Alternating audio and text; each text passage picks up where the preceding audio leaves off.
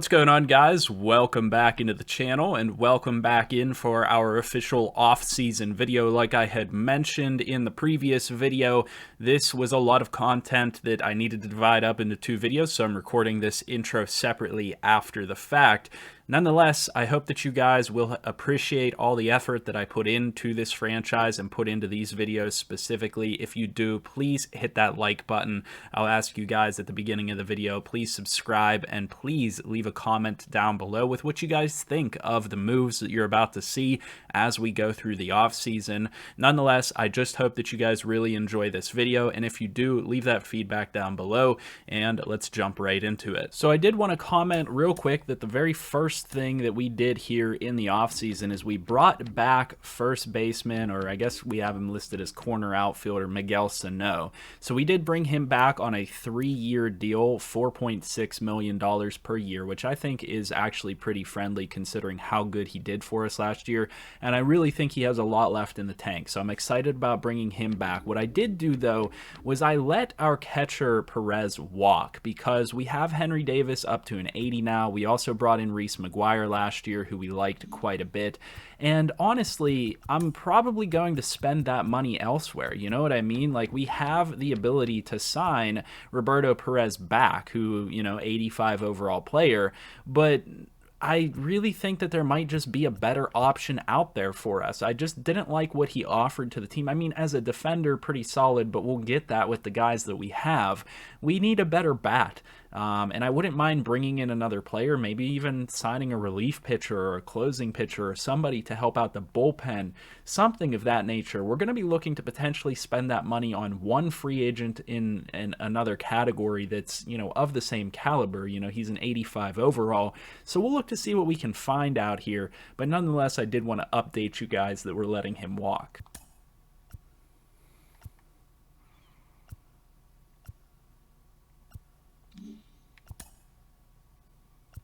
The next thing that we have to do here in the offseason is I need to clear up my 40-man roster, and so we had included Nick Gordon on a trade that we had made earlier last year just as an additional piece to get back, and we're going to go ahead and just deal him away for a suggested trade now.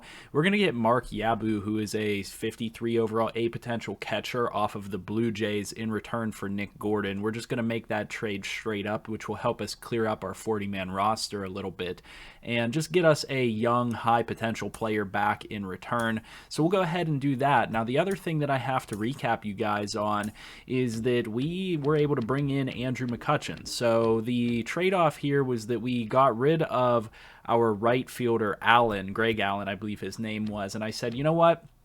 We're going to do the thing that we do every single year, and we're going to bring back Andrew Mccutchen with the hopes that they do that at some point in real life. I know he wants to come back, but apparently the Pirates organization doesn't want him back. So he's going to be a platoon player for us. I did get him to agree to a 1-year platoon contract, so he knows what his role is. We're paying him $5.2 million, and he'll be a good bat off of the bench and everything like that. So I did want to bring him in and hopefully utilize him a little bit as a platoon player that can hit off of the bench. That's one of the biggest things for us. And then what I also did here in free agency is I went out and I decided to make an offer on Rougned Odor, who doesn't have any offers from anybody else, and this is basically the trade-off from Perez. So I'm going to go ahead, you know, there's other players out here that I like. I really want to go after Tim Anderson, but I'm holding myself back because of how unrealistic that could be. I mean, he wants quite a bit of money. I mean, he's talking about $14-15 million a year. I just don't see that happening for the Pittsburgh Pirates, even though I would love to have him on the team. I've brought him in before. Instead, we're going with Rougned Odor, who only wants $4 to $5 million per year. So we're going to offer him a multi-year contract, bring him in, let him be maybe a bench bat, maybe a DH, various different types of things. He has the arm power, he has the fielding ability, he has the power against lefties and righties. He really is just a trade-off for Perez and not at the catcher position, which I like. So we'll potentially have to see if he does land with us for this offseason, but I do like the potential there. We've been able to bring back most of our players so far. The only players that we're waiting on is arbitration for Michael Chavis and Anthony Alford. We did offer them contracts, and in fact, just simming ahead a little bit, I was able to get Rougned Odor. So I really like this pickup. Again, he's another power guy. He'll be able to help us out at third base, shortstop, to platoon over here behind O'Neal Cruz, because I want to give guys like Liover Peguero more time in the minors. Tucupita Marcano was pretty solid for the beginning of the year last year, but I think he needs more time in the minors before he can really become an effective player off the bench for us. He needs to work on his bat. He needs to develop at least a little bit of power, things like that. So he's going to start down in the minor leagues, and I think that Rougned Odor is really the nice pickup that we were looking for. Not very expensive or anything of that nature, and maybe a trade piece down the line if he ends up playing well for us.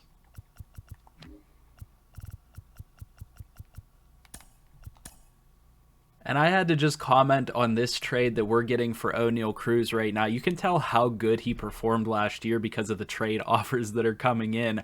We are being offered by the Blue Jays third baseman Matt Chapman, who I absolutely love. One of the best corner infielders in the game. 89 overall, 8 potential. I would love to have this guy on my team. Don't get me wrong.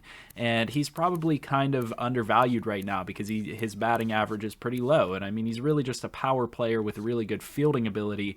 We just don't need that in return. And they also offered this prospect Julio Baez and then center fielder George Springer. We're not going to accept the trade, but I did want to highlight that one for you guys because O'Neal Cruz's value is absolutely soaring at the moment.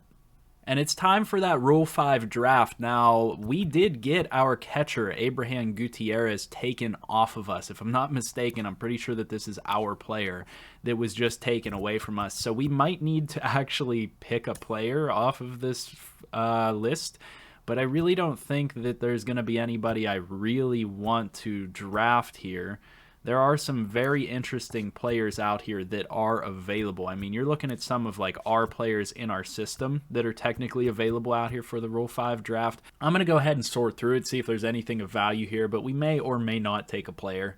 And yeah, it was in fact our catcher that got taken, so we're a little bit light in the catcher area right now. We might need to go out and sign somebody or find a trade for a catcher, because after that trade that included Mark Yabu, we really don't have anything else left in the catcher category right now, so we might need to go make a move to try to make something happen here. And really, that's going to recap any moves that we make for the offseason. There are some little things here and there, and I'm going to have to clean up the roster. We're now over into spring training, but realistically, that's pretty much everything that's going to happen. Those couple of signings, those couple of little trades that we had to do in order to get things situated. We're going to have to move a prospect over to catcher or something of that nature in order to fill out the position.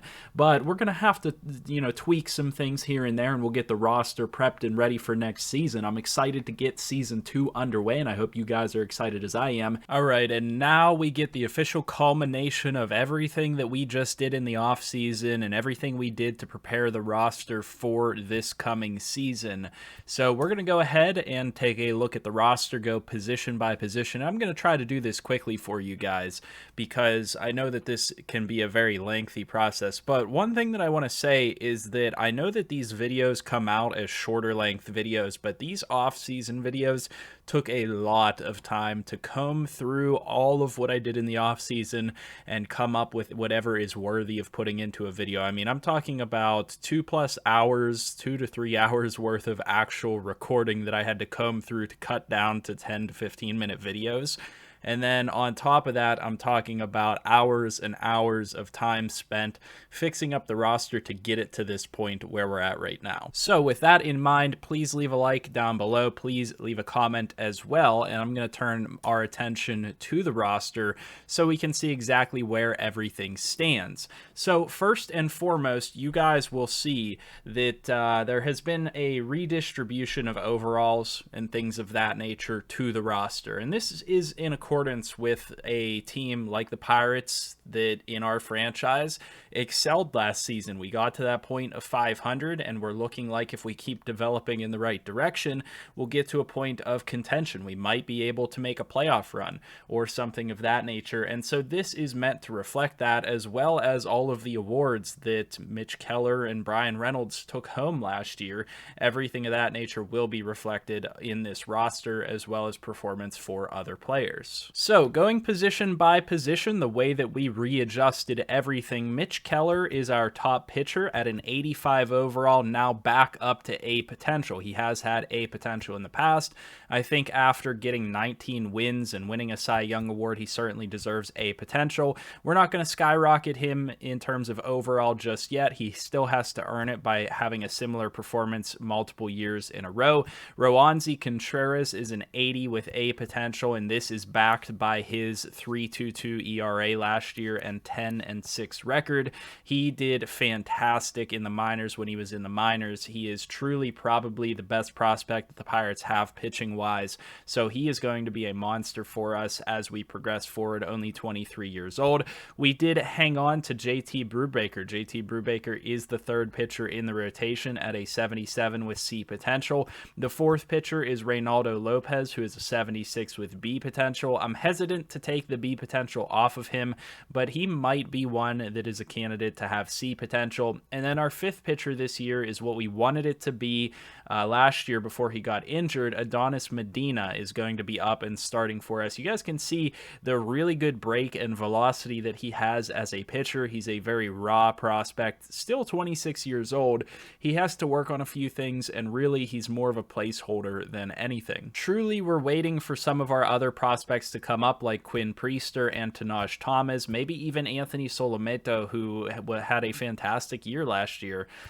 These guys are going to push for those spots of Brubaker, Lopez, and Medina, so we will see some adjustment as we go through the season. That's to be expected. Quinn Priester, 73 overall A potential now, and I am going to go all the way through the entire roster because it is important to note where our prospects stand and some prospects that we brought into the organization to switch things up.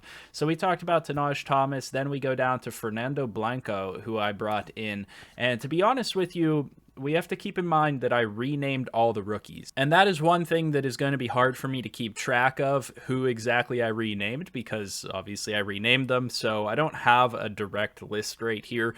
But you guys that left comments on that video when I asked for names for these players might recognize some of these names or the concept behind some of these names, and I'll try to point those out as I go through. So we had Fernando Blanco, who I believe came over to us in a trade, who's just a nice young starting pitcher prospect that has some amount of potential. We brought over Frank Mazzucato, if I'm pronouncing that correctly, a B potential 19-year-old pitcher that, again, can probably compete with like Tanaj Thomas and guys like that. DeMarcus Justice is one of our draft picks. I can't remember exactly which one DeMarcus Justice is, but we renamed him to DeMarcus Justice. I think that was a pretty cool name option for him. 66 overall B potential, 21 years old. Carson Parker Jr. was one of our other draft picks, 19 years old, 65 B potential. So you can see a theme here. We've spent a lot of time revamping our minor league system for pitching prospects because we really didn't have as much there as we would have liked. Forrest Whitley now down here at a 65 B potential. We had brought him in last year. And here's one, Lars Stormbreaker, who is a very interesting looking prospect. He was one of our starting pitchers. I really like the look of this guy. He just kind of has that it factor, it looks like, but I mean, he's only a 64 overall C potential, 22 years old. So the chances of him making it to the majors are not that high, but he may help us out at some point. And then rounding out our starting pitching crew, we have Kyle Nicholas, 24 years old, and we brought in Chris Bullington, 56 overall A potential, 19-year-old. So far off prospect, but he does have A potential. So he does have the potential to eventually get there and help out the major league team. He has major velocity, pretty solid break. It will be interesting to see his development path as the bottom pitcher in our organization. When we take a look at relief pitchers, Diego Castillo is an 85 with B potential. He played really well for us last year. Aaron Fletcher played better than I really thought on the year last year. He had a 1.73 ERA in 41 innings pitched. He only had a 1-1 record, but he played really, really well for us. He played in 36 games with a 1.73 ERA, so I felt like he deserved to go up to B potential, 27 years old. Max Kranick also played really well for us, so he's a 75 with B potential. And yeah, I might be overloading our bullpen here, but typically these guys don't develop all that well. I mean, we looked at Diego Castillo last year. He didn't go up very much, neither did Bednar. But nonetheless, that's where the top guys stand here. And then Jordan Holloway, I can't remember if I mentioned him, 74B. Luis Oviedo continues his progression path, 23 years old, 73B potential. I'm really excited for his future. And then Dwayne Underwood Jr. is going to round out our bullpen, which is, a pretty realistic place to have him at. And then in our farm system, we have Maurice Jones, Reen Nelson, who came over in a trade at some point, Hans Kraus, who came over last year, Jeff Maddox, who might have been a draft pick for us, I can't remember, Vladimir Espinoza, Edgar Garcia, who we picked up as a free agent in the offseason, who I thought was a really interesting prospect, big-time arm, 26 years old, so that, not necessarily ideal, but 61B potential, has, some potential ahead of him. Carmen Mlodzinski, Austin Roberts, Omar Cruz, Cody Bolton, Joey Estes, Alex Porter, and Elton Green. There's just not a ton going on here with the bottom end of our bullpen prospects, but usually what ends up happening is some of those starting pitcher prospects come over to the bullpen, things like that. And then at closing pitcher, David Bednar, 83B potential, Yeri De Los Santos, who has very high ceiling, 65B potential, and Brock Knight playing a closing pitcher in AA for us. And now things are going to start to go a little bit quicker. Reese Maguire, we bumped up to an 82 with B potential because of how well he played last year, 270. We're seeing a positive trajectory for him, 10 home runs. He did really well as a player. His fielding percentage was amazing. It was like, 997 or something like that. Henry Davis has now progressed up to an 80 overall A potential player, so that is where we stand there. We had mentioned needing catcher prospects. I can't remember who exactly we moved over to catcher. Maybe it was Rick Urban. I don't know exactly which one it was, but our catching minor league system not looking the strongest right now after our players got taken away from us in the Rule 5 draft. We do have Mark Yabu, though, who is a long way off with A potential. First base, Mason Martin, we adjusted upward to a 77 with A potential, which I think is justified. He should be at that kind of starting point where O'Neal Cruz was last year. Daniel Vogelbach upwardly adjusted to a 76. He played really well for us, 282 batting average, 23 home runs, so I felt like a 70 or a 71 was too low for him. And then we have Rob Steele. We did bring in Ben O'Donnell. This may have been one of our draft picks. A guy with really good contact, really good vision, and Julian Harper rounds out our first base prospects. At second base, this is where things get super crowded. We have Michael Chavis. We brought in Rougned Odor. And then we have Nick Gonzalez, who I do want to spend more time in the minor leagues, who is a 75 overall B potential, but eventually probably going to replace these guys that are in front of him. They'll be more likely used as trade pieces. Diego Castillo, 74 C potential, probably going to be a trade piece for me in the very near future. Ji-Hwan Bai has done a fantastic job of developing so far. He's a 71 with A potential, and then Rodolfo Castro is also developing really well, a 68 overall C potential. And third base is where things get really interesting. So Cabrian Hayes, 90 overall A potential, Tucupita Marcano up to a 71 with C. And then we have Alexander Majica, Lance Lyons, and we have two very interesting third base prospects here in Tough Bastofka, who is a major power and has a major arm type of a player here at third base. I really like the makeup of this guy. It's very interesting. He's a very intriguing prospect for us. This is obviously a name that I came up with. I think it's pretty cool. He's from American Samoa, so I had a little bit of fun with this player here and creating him. But Tough Bastofka looks like he could be really good. And then JT Ryder Jr., who is a very good defensive player as well. Two A potential guys there. Again, a long way off, but really cool, really interesting prospects to have on the team. And then at third base, rounding out the infield, O'Neal Cruz up to an 82 overall with A potential. Cole Tucker, 76B. Leover Peguero, 71B. Trey Savage, John Anderson Jr., and TJ Morey. And then to finish things off, we have the outfield. Johan Miesis, we turned up to a 79 with B potential. We did give him that B potential because I feel like he deserves it. Matt Frazier, 72B. Jack Sawinski, Sammy Siani now up to 67 with B. Kanan Smith-Njigba, I can't pronounce that correctly. Najigba, I don't really know. James Nunn, and then Ricky Fox. And then in center field, we have Brian Reynolds, who we took up to a 97 because he won pretty much every award that there is to win. It makes sense to increase his overall.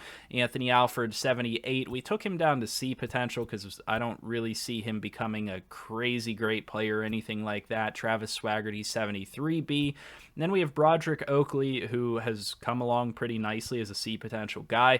Lonnie White Jr., who's a 66A. Xavier Tavares, and then Charles Ostrander, who was our first overall pick. I actually didn't change his name, and I can't remember if I meant to or not. I think I kind of liked the name Charles Ostrander, to be perfectly honest with you guys, so I might keep that. If you have a really good name suggestion to substitute Charles Ostrander, let me know in the comments section, but this is one that I kind of like, the auto-generated name here. And I'm really excited for him as a player because he's coming in as a 63 overall A potential guy with fantastic athleticism and really good defensive ability. So I love those types of players, and I can't wait to see what he can potentially do for the future of this franchise. And last but not least, we have Miguel Sano, 79 B potential in right field. Andrew Mccutchen, 78 B potential as the platoon player behind him.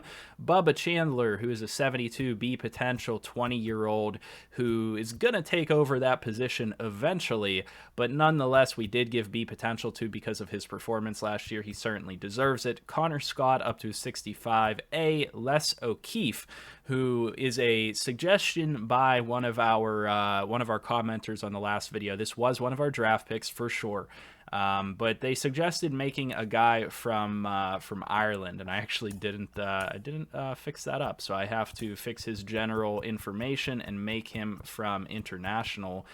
So he is from Ireland, and that's where the name comes from. Now, I know that the name that was suggested to me was like a real life person, but I wasn't a huge fan of the name, so we went with Les O'Keefe. I think it's a pretty interesting name. So 19-year-old, 64 overall, B potential player out there. Big arm in the outfield, really good contact and vision to start off, and then we finish off with Cal Mitchell and Tsuyoshi Gold.